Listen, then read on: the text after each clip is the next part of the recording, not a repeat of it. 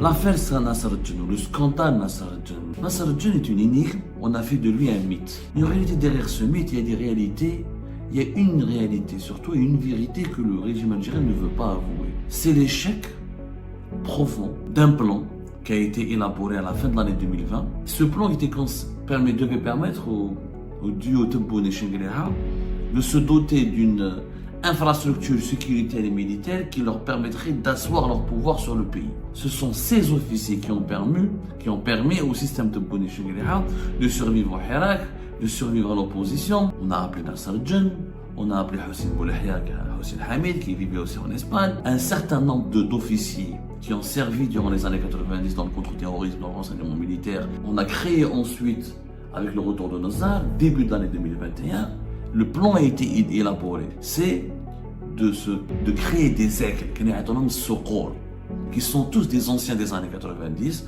tous des noms connus. On leur donnait des postes de décision importants au sein des appareils sécuritaires, renseignement militaire, renseignement intérieur notamment, pour ensuite gérer le Hirak, gérer l'opposition algérienne et permettre à Saïd Chengueleha et à Tebboune d'asseoir leur domination, de contrôler le pays. Les puissances étrangères, le Maroc, la France, l'OTAN, tout ça, Chengueleha et Tebboune khafou. Nous, pour survivre au Hirak, il nous faut des aigles.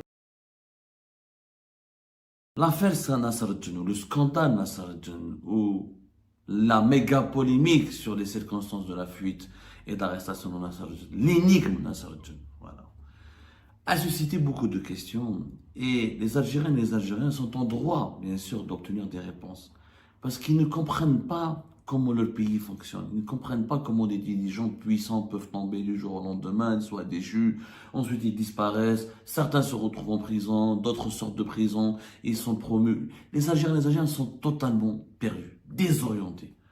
Ils ne comprennent pas comment la mécanique infernale de construction et de destruction des décideurs qui est mise en service par le régime algérien. Nasser Al-Djen est une énigme, on a fait de lui un mythe.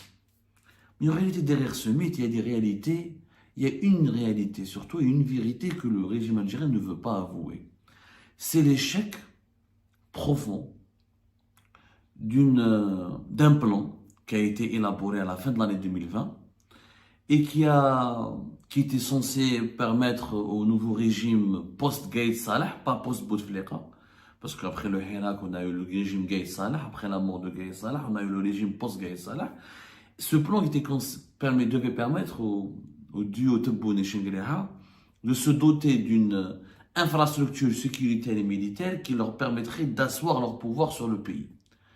Et ce plan devait fournir à Saïd Chengueleha et Tebboune des officiers supérieurs et des généraux qui devraient leur être totalement fidèles et loyaux et qui devait leur permettre d'être protégés et de s'assurer du contrôle absolu sur le pays. Et ce plan a échoué puisque ces officiers, il n'y a pas que Nasser Al-Djen, je vous en parlais, ont fini par être relevés de leurs fonctions, ont fini par se disputer eux-mêmes ou par se brouiller eux-mêmes avec l'entourage de Tebboune, avec l'entourage de Chengueleha, ont fini par être placés sous surveillance, placés sous enquête et éjectés du pouvoir, alors que de 2021 à 2024, ce sont ces officiers qui ont permis au système Tebboune et Chengueleha de survivre au Hirak, de survivre à l'opposition, de asseoir un pouvoir, une répression absolue, je dis bien une répression absolue, à l'encontre de la société civile et de toutes les voies discordantes et divergentes du pays. Pour que vous devez bien comprendre. Nasser Al-Djen, on a fait de lui un mythe. C'est vrai que Nasser Al-Djen est une légende. Il a construit sa légende dans les années 90. Une légende sinistre pour les uns, parce qu'il est associé au dérapage, au crime et aux dérives meurtrières des années 90. Une légende positive pour les autres, parce qu'il est associé aux brillantes victoires contre les groupes islamistes armés des années 90. C'est selon comment se retrouve Nasser Al-Djen est perçu comme une légende selon l'appartenance idéologique et politique et le rôle que chacun a joué durant les années 90. Mais cette légende, elle est devenue un mythe de façon exagérée.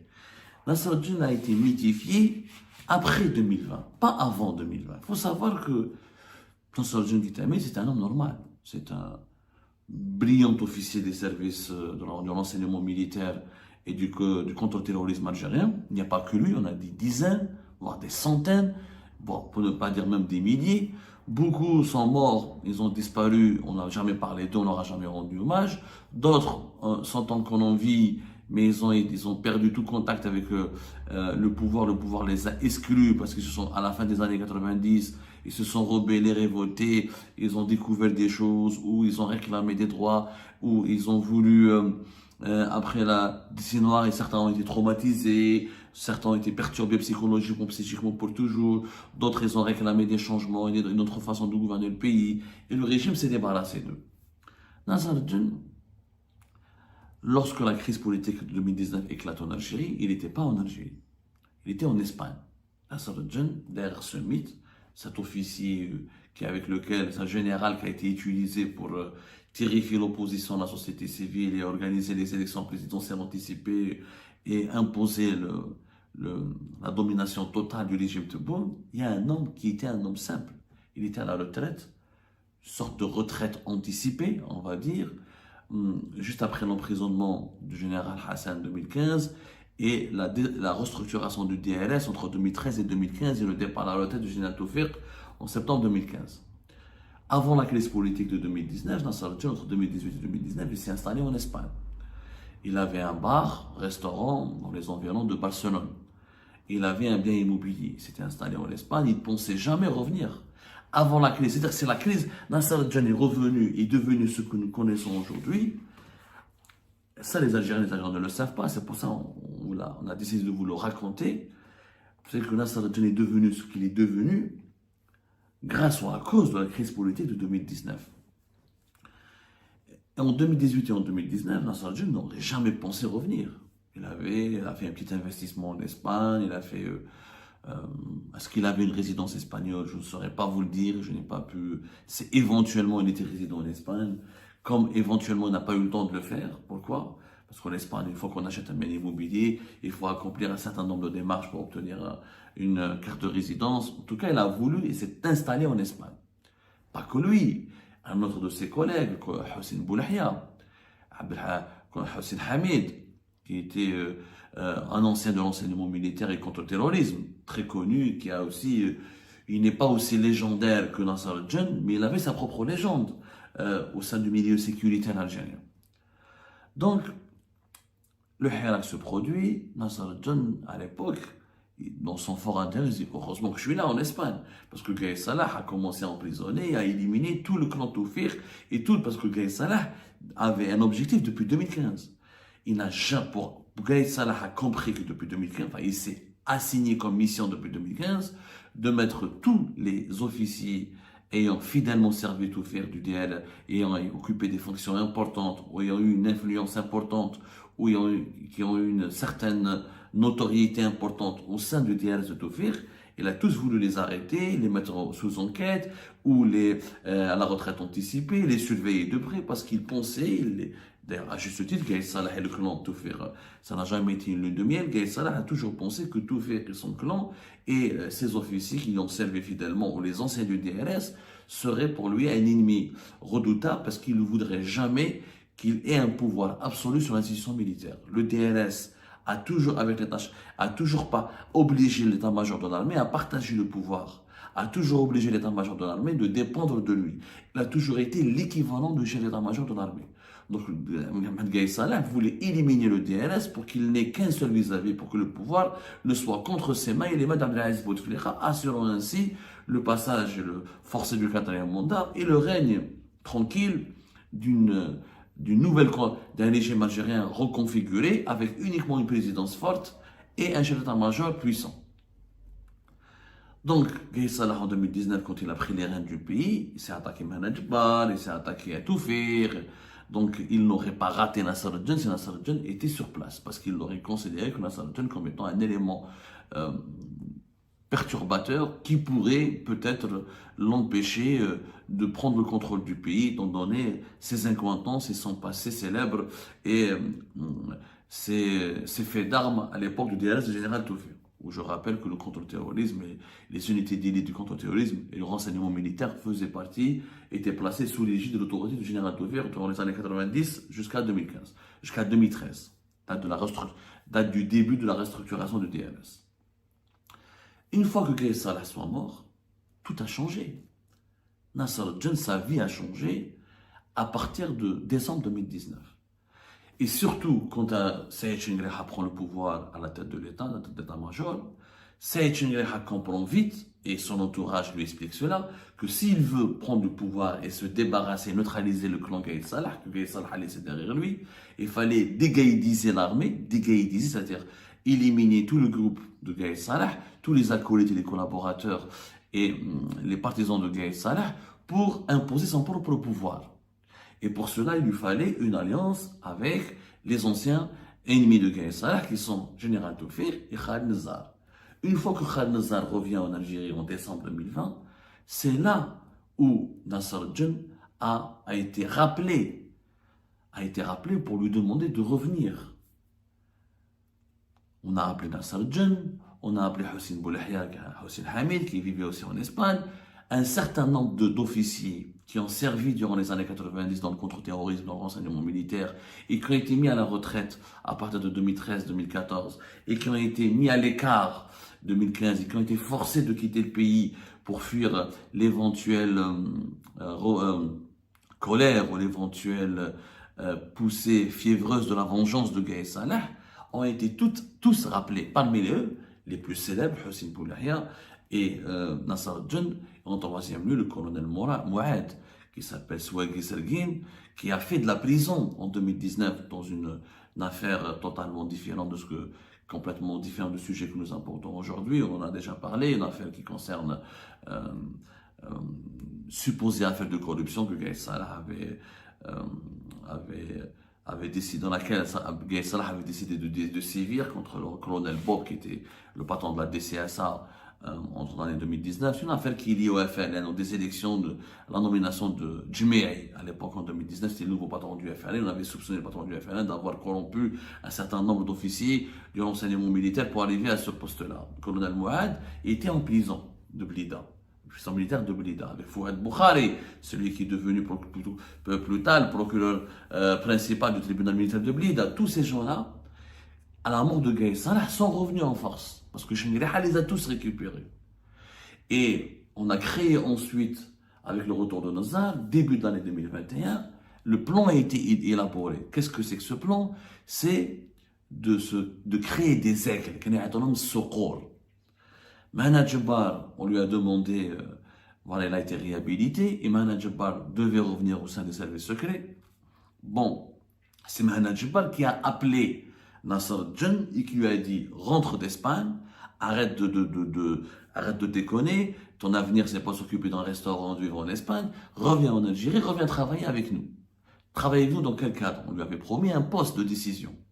Le plan qui a été initié fin décembre 2020, début de l'année 2021, était de créer des aigles, Soqor, qui sont tous des anciens des années 90, tous des noms connus dans le contre-terrorisme. On leur donnait des postes de décision importants au sein des appareils sécuritaires, renseignement militaire, renseignement intérieur notamment, pour ensuite gérer le Hirak, gérer l'opposition algérienne et permettre à Saïd Chingreha et à Tebboune d'asseoir leur domination, de contrôler le pays. Saïd Chingreha, les proches de Taufir, a compris que lui n'aura pas de force, il n'aura jamais une force de frappe, il n'aura jamais une pérennité, il ne pourra jamais construire son pouvoir et assurer son contrôle de l'état-major de l'armée s'il ne fait pas alliance avec les anciens des années 90, avec les anciens officiers et les anciens membres importants du clan Taufir. Ensuite, c'est lui qui a convaincu Abdelmajid Tebboune en lui disant: si tu veux qu'on construise, si tu veux qu'on survive aux crises politiques, aux troubles politiques du pays, et si tu veux qu'on enterre le clan Gaïd Salah et qu'on domine totalement l'Algérie et que notre pouvoir soit vraiment fort et incontestable et qu'on contrôle réellement le pays, on a besoin de ces gens-là, on a besoin de confier les appareils sécuritaires à des anciens des années 90, qui ont des noms, qui ont une réputation, qui ont une influence, qui ont du parcours et qui ont de l'expérience dans la gestion des crises politiques et sécuritaires. Parce que le Hirak, le retour du Hirak, en 2021, après la pandémie de la Covid-19, contrairement à Gaye Salah qui percevait le Hirak comme étant un mouvement politique, populaire politique, comme un risque politique, comme un adversaire politique, le régime Tebboune Chengerha a perçu le Hirak comme un adversaire sécuritaire, comme une crise sécuritaire. Pour eux, le Hirak va aboutir à des émeutes, à des contestations. Ils pensaient pas que le Hirak, ils n'ont jamais cru, ils ont pensé que le Hirak était manipulé par des islamistes. Ensuite, on lui a inculqué que le Hirak va être manipulé depuis la Kabylie par des séparatistes, les puissances étrangères, le Maroc, la France, l'OTAN, tout ça. Nous, pour survivre le Hirak, il nous faut des aigles, des aigles. C'est-à-dire des gens qui soient impitoyables, qui maîtrisent les méthodes de la répression, qui n'ont pas froid aux yeux, qui exécutent les ordres sans rechigner, qui sont prêts à neutraliser les mouvements dissidents et les mouvements d'opposition, qui sont prêts à réprimer, qui sont prêts à persécuter, qui sont prêts à négocier, qui peuvent imposer l'autorité et qui peuvent inspirer la peur aux opposants et aux partisans du Hirak et aux acteurs du Hirak. C'est pour ça qu'on a identifié Mouad, Hossein Boulahia et Nasser al-Jan, qui sont tous les trois des as du contre-terrorisme. Tous les trois des expérimentés et des personnalités militaires qui ont une autorité et une influence, surtout Nasser al-Jan, Hossein Boulahia, Nasser al-Jan au premier degré, Nasser Boulahia au deuxième degré, Mouad au troisième degré. Ces trois ont commencé à revenir et tous les trois ont commencé à ramener leurs proches.